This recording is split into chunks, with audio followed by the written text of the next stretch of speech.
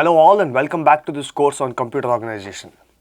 So let us now jump into the opcode construction, right? So it's not something that is very trivial, and any kind of opcode that you construct is not going to be convenient for decoding and executing in a microprocessor. So let's look at that. So we are going to focus on the design of the opcode, right? So what is the opcode that we are talking about? Opcode, right? Or we are talking about the machine code actually, right? Let me talk about, I will call it, instead of opcode, I will call it the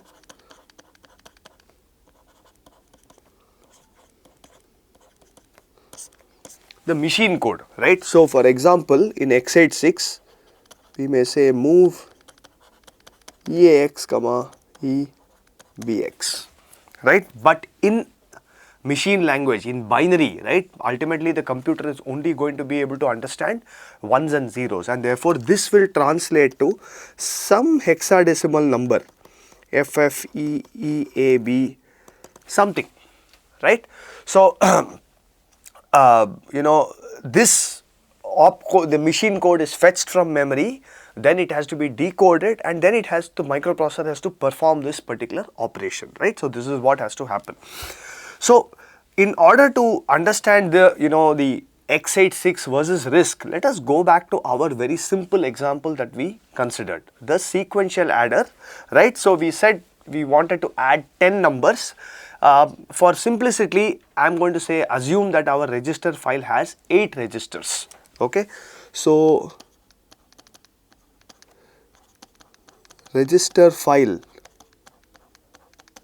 has 8 registers,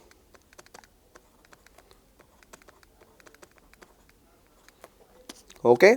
It has 8 registers.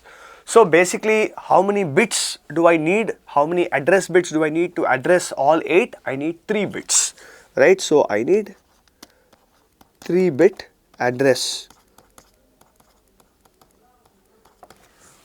right? And of course, we are assuming typically we are assuming that this is going to be a 3-port register file, 2 read ports and 1 write port. That's the other addition I'm going to make to the example that we considered there. In the example we considered, there were just read ports, right? And we had only 1 read port because at a time we were reading only 1 register out. But now I am assuming that the register file has 2 read ports and 1 write port, okay? So this basically means that in order to access, read 2 registers and then write into 1 register and all, I need 3 bits each, okay? Now what are the kind of operations that we are looking to perform on this? So for example, I might say you add to register R1, R2, R3, okay? Subtract R4, R5, R6, right? Or I would say mul R7, R4, R5. These are some typical examples of instructions that I would want to execute on this simple microprocessor, right? So what does this entail? Let's look at it. What it basically is telling us is that first of all, I have something that needs to decide what operation to perform on these registers, okay? For example, here we are saying R1 is going to get the value R2 plus R3, right? So here R4 is going to be R5 plus R6, R7 is going to get the value, subtraction here, right? And R4 into multiplied by R5, okay? So essentially, I basically need to address 3 registers in this, okay? 3 registers in every single operation, and technically I could address any of these 8, okay, in using any of these 8 registers for all these fields, okay? So I have what I call as a destination register, okay, source 1 and source 2, RS2, right, source register 1, source register 2. Technically each of these could be any of the 8 registers that I want to deal with, right. So how many combinations do I have? I have some 8 cubed combinations, right. So let us also impose another constraint, okay. So remember that when we looked at our the example of the x86 executing in memory and all that, I told you that the code was located in address C100, and then we said this was some move EAX, EBX, okay. Then the next instruction resided in C101, right. So let's say this is add EAX, 0x24, something, right. But what it basically is telling us is that a single instruction, right, in single mnemonic, assembly mnemonic, is actually translating just to an 8-bit. So let's say this was FE. It is an 8-bit number occupying 1 byte in the memory. This need not always be true, but hypothetically we can assume that every instruction can be encoded using just 1 byte of memory, right. This also is some other instruction, 0x, let's say 44, for example, right. And these are arbitrary choices, but effectively each instruction is now going to occupy just 1 byte in the memory. So now let us assume that we impose this constraint on ourselves here, okay. I want the machine code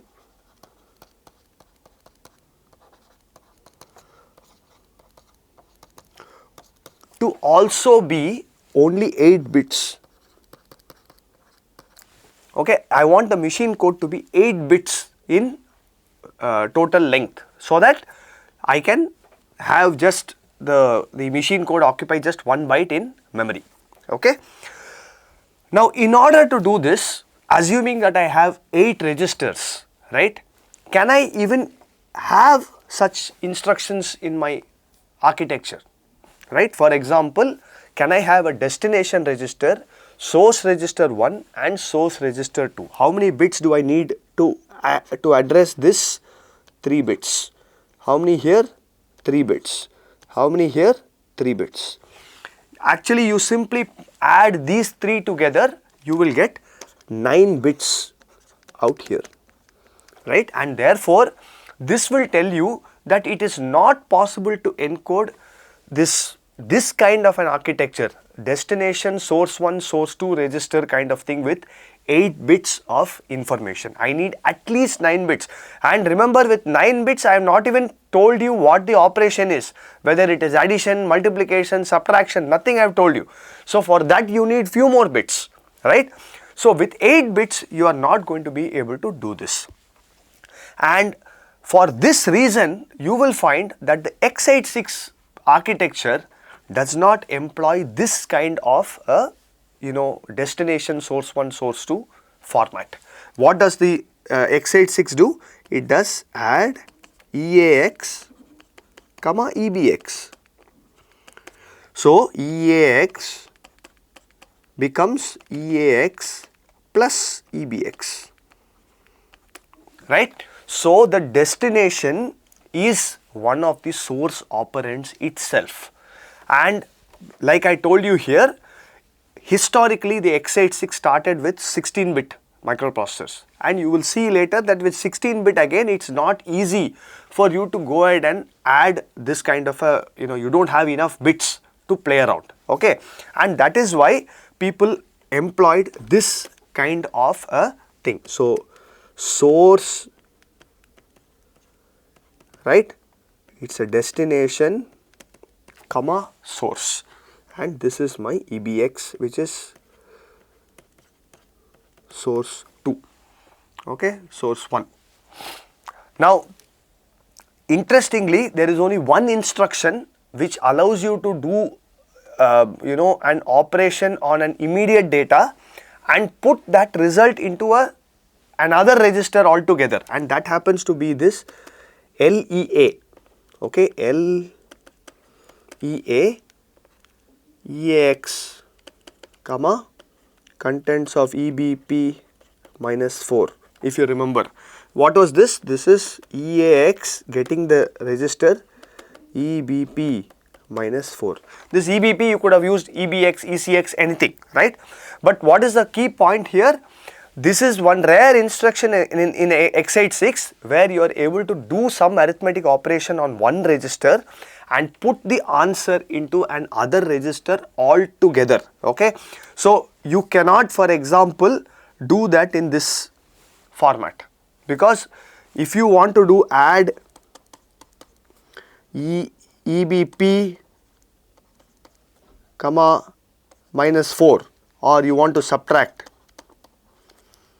right, then EBP is the destination itself, and then you have to move that into the other register. Now this is a problem on two counts. One is EBP is changing because of this operation, subtraction, right, because it's a destination register, and then in a second operation I have to move that into the other register. So this is one rare instruction where they have allowed this because it is needed, but remember, this does not operate on different registers, it operates only on immediate data.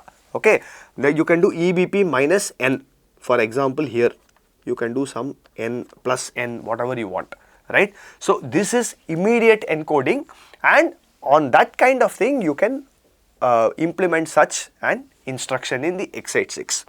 Okay, so this is on one side. Now, having chosen this kind of an architecture where destination and one source is the same, what it's basically telling us is 6 bits are used just for register encoding. Okay. Now therefore I could ask you an interesting question. How many operations can you perform using such an architecture? Well, if I force 8-bit opcode on you or machine code on you, then the only thing that I can actually achieve is 4 operations in memory, in the 4 operations in the microprocessor, right? So 6 bits for register plus 2 bits for my operation. What is this operation? Whether it is plus, minus, multiplication, division, whatever, right? So it's just telling you that you are left with only 4 operations that you can perform on this. Okay, so if I had 8 bits, right, I could, for example, choose to have the lower bits, right. So let me call this machine code, right. So I'm going to call it M7, M6, M5 all the way to M0.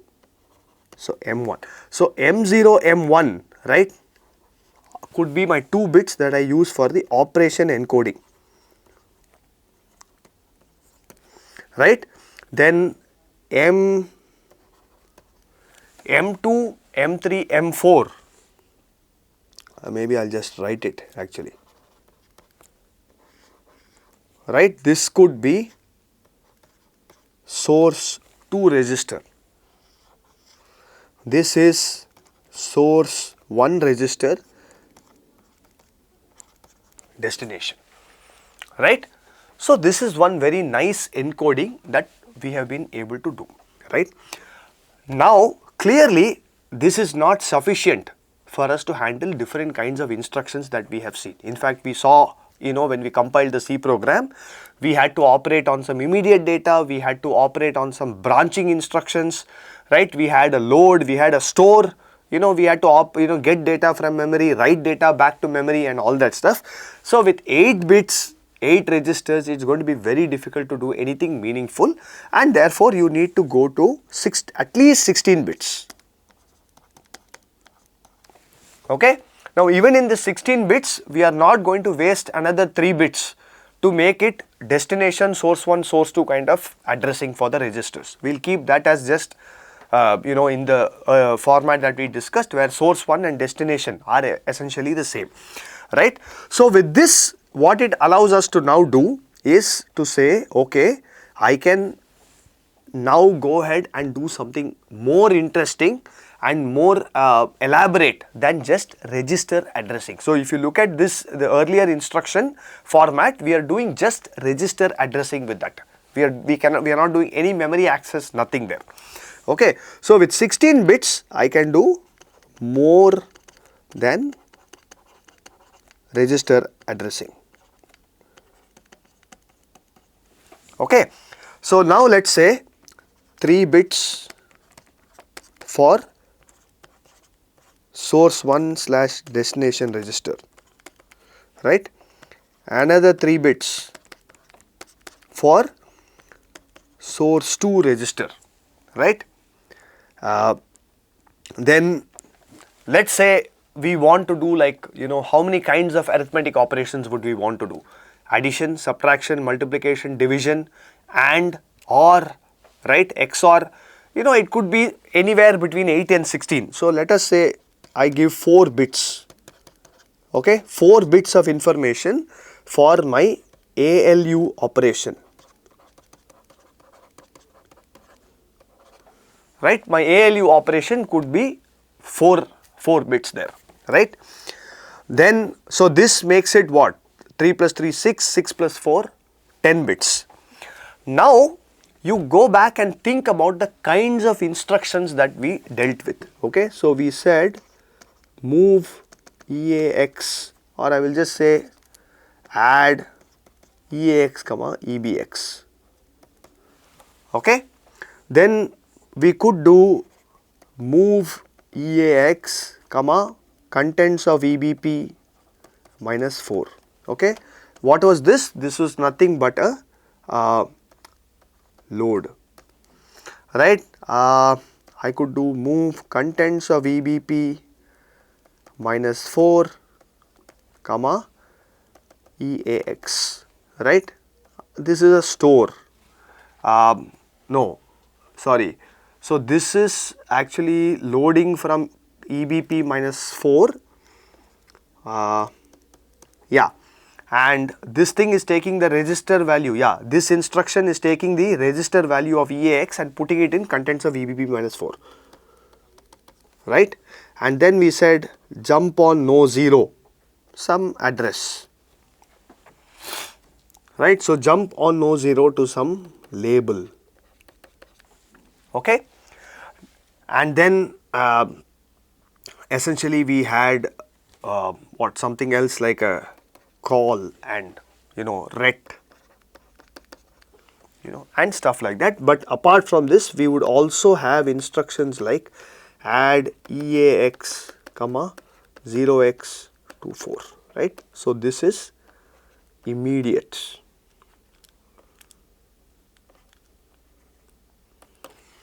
right. This is just register, right.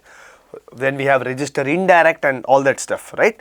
But essentially what we want now is to be able to encode and capture these different kinds of instructions, right. So for example, if I have another instruction called subtract, right, EAX, EBX,